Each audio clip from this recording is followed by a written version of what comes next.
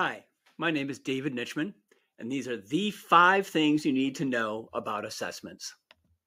First of all, the difference between formative and summative assessments. There are 2 basic kinds of assessments, formative and summative. Formative assessments can happen continuously in the classroom, are an excellent way to measure a student's progress, inform teachers as to what is and isn't working in the classroom, and any activity will do. Just be sure to have a process for collecting data.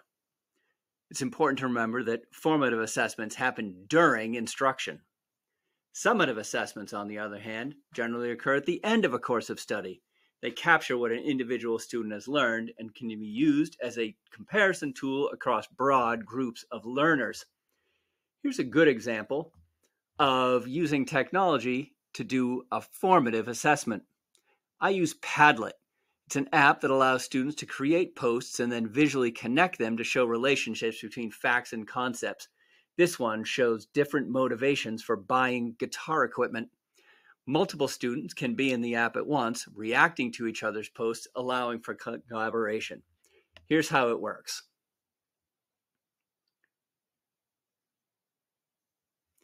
You have your post, you click down here on the right, and then you could add their own post. Say someone wanted to say guitar pedals, and they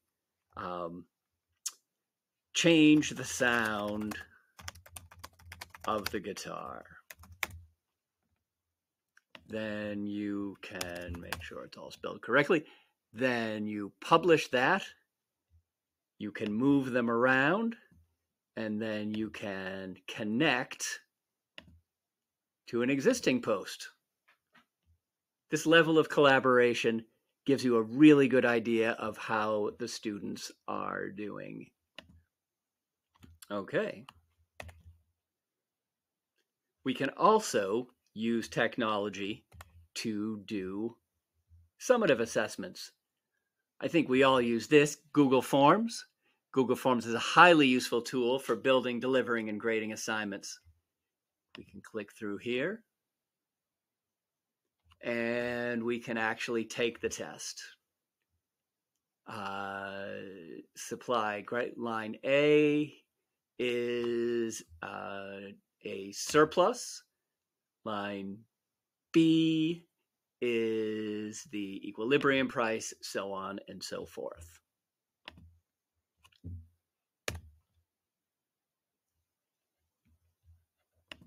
Number 2, assessments must have clear objectives. Effective assessments must align with learning objectives.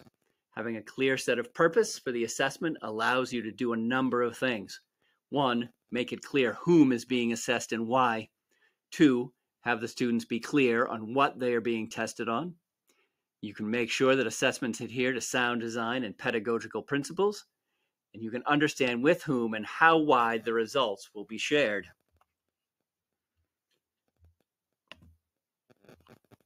You can use Edpuzzle or other similar apps to align learning objectives to a formative assessment. Here's how it works. You can insert questions directly into videos, reinforcing learning objectives. This is a video that I prepared for students on how to do a supply and demand curve.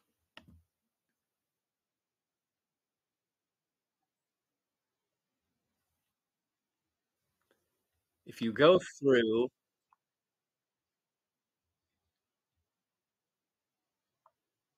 we'll go forward a little bit.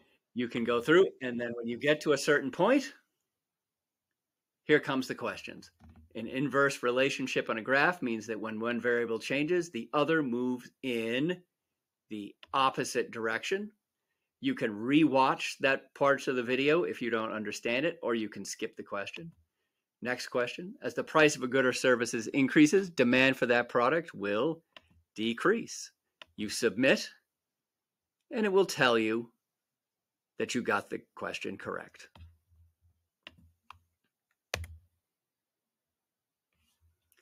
Number 3, feedback. Feedback is hard, but it's worth doing right. Teachers often feel they're providing feedback, but they're more often providing data and advice in the form of grades and corrections and generalized ideas on how to improve your work. It's important to remember that feedback is specific, it's actionable, it helps a student achieve a specific desired result.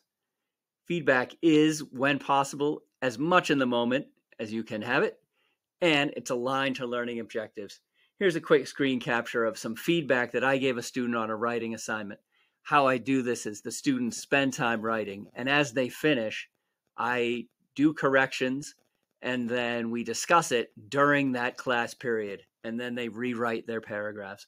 You'll see I gave specific feedback, capital on capitalization. Here in this part, be sure to describe who these students are. They're writing about the Little Rock Nine, and they didn't give any context, so I want them to explain exactly who it is. Again, capitalize, specific suggestions for different words, and that way they can make corrections and improve their writing. Number 4, almost anything can be an assessment. Any classroom activity can be an assessment, but you need to have a way to capture and share data. Participation in class discussion is one of my favorite and most effective ways to conduct formative assessments. And finally, assessments are only getting more important. Whether it's standardized testing aligned to Common Core standards or administrators asking for ever increasing amounts of data, teachers are going to be asked to assess more and do it better.